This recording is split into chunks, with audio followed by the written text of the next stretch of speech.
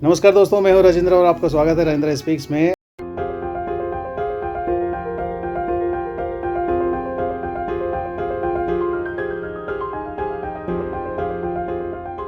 आज के वीडियो में मैं आपके लिए लाया हूं एक और प्रेरणादायक कहानी। इस वीडियो को पूरा अंत तक देखिए और अगर आपको ये कहानी पसंद आए, ये कहानी अगर आपके दिल को छुए तो इस वीडियो को लाइक कीजिए, शेयर कीजिए और मेरे चैनल को सब्सक्राइब करना बिल्कुल ना भूलें।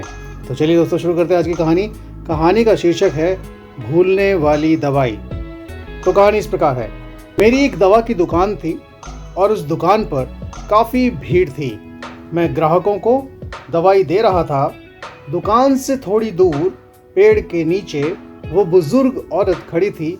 मेरी निगाह 2-3 बार उस महिला पर पड़ी तो देखा उसकी निगाह मेरी दुकान की तरफ ही थी। मैं ग्राहकों को दवाई देता रहा, लेकिन मेरे मन में उस बुजुर्ग महिला के प्रति जिज्ञासा भी थी कि वो वहाँ खड़े खड़े क्या देख रही है, वो मेरी दुकान की ओर क्यों देख रही है। जब ग्राहक कुछ कम हुए तो मैंने दुकान का काउंटर दुकान में काम करने वाले लड़के के हवाले किया और उस महिला के पास जा पहुंचा। मैंने बड़े प्यार से पूछा, क्या हुआ माता जी, कुछ चाहिए आपको? मैं काफ़ी देर से आपको यहाँ खड़े देख रहा हूँ। गर्मी बहुत ज़्यादा है, धूप बहुत तेज़ है, इसलिए सोचा चलो मैं ही पूछ लेता हूँ कि आपको क्या चाहिए। वो बुजुर्ग महिला इस सवाल पर कुछ सकपका गई, फिर हिम्मत जुटाकर उसने पूछा, बेटा, काफ़ी दिन हो गए, मेरे 2 बेटे हैं, दोनों दूसरे शहर में रहते हैं। हर बार गर्मी की छुट्टियों में बच्चों के साथ मिलने आते हैं। इस बार उन्होंने कहीं पहाड़ों पर छुट्टियां मनाने का निर्णय किया है। बेटा, इसलिए इस बार वे हमारे पास नहीं आएंगे। ये समाचार मुझे कल शाम को ही मिला है। कल सारी रात ये बात सोच कर मैं परेशान रही, 1 मिनट के लिए भी नहीं सो सकी।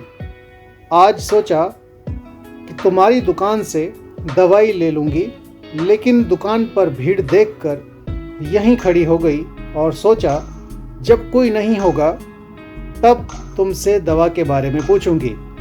उस औरत की बात सुनकर मैंने कहा, हाँ माता जी, बताइए कौन सी दवाई चाहिए आपको? अभी आपके लिए लाकर देता हूँ, मेरी दुकान में हर दवाई है।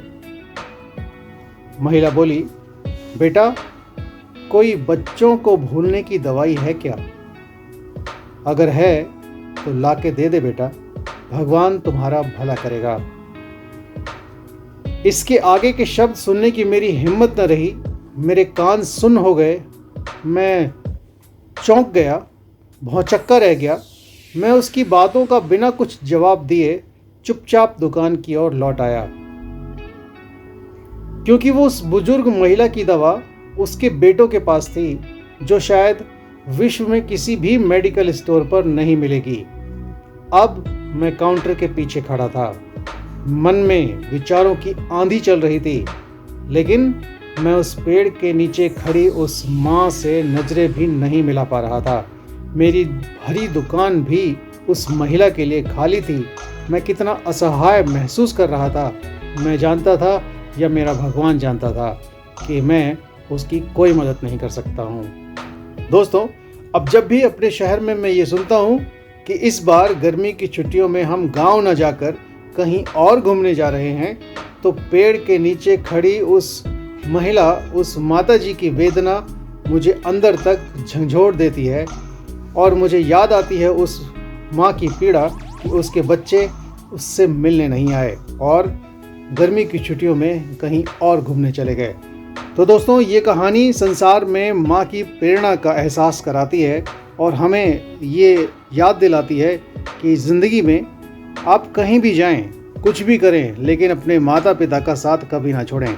आप उनसे मिलने अवश्य आएं, क्योंकि आप ही उनके जीवन की धरोहर हैं, जिन्हें वो दिलो जान से प्यार करते हैं। आप उनके रोम रोम में बसते हैं। उनका मन, उनका हृदय सदा आप में, आपके बच्चों में लगा रहता है।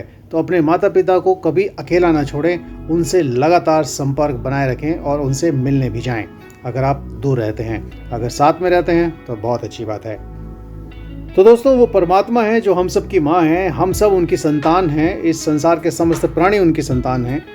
हमें जब संसार के कार्यों से छुट्टी मिलती है तो हम संसार घूमने जाते हैं या परमात्मा से मिलने जाते हैं, इस पर विचार अवश्य कीजिए। जब भी आपको समय मिले तो प्रकृति के नज़दीक जाइए, अपने माता पिता के नज़दीक ज़रूर जाइए। तो इसी प्रेरणा के साथ कि अपने माता पिता को कभी अकेला ना छोड़ें, उनसे हमेशा संपर्क बनाए रखें, इस कहानी को यहाँ विराम दूंगा। और मेरी ये कहानी आपको कैसी लगी दोस्तों, मुझे अवश्य बताइए। मेरे वीडियो को लाइक कीजिए, शेयर कीजिए और मेरे चैनल पर अगर पहली बार आए हैं तो इसे सब्सक्राइब अवश्य कीजिए। तो चलिए दोस्तों, इसी के साथ मैं ये वीडियो ख़त्म करता हूँ। आपसे फिर मिलूंगा अगले वीडियो में, तब तक के लिए नमस्कार, धन्यवाद।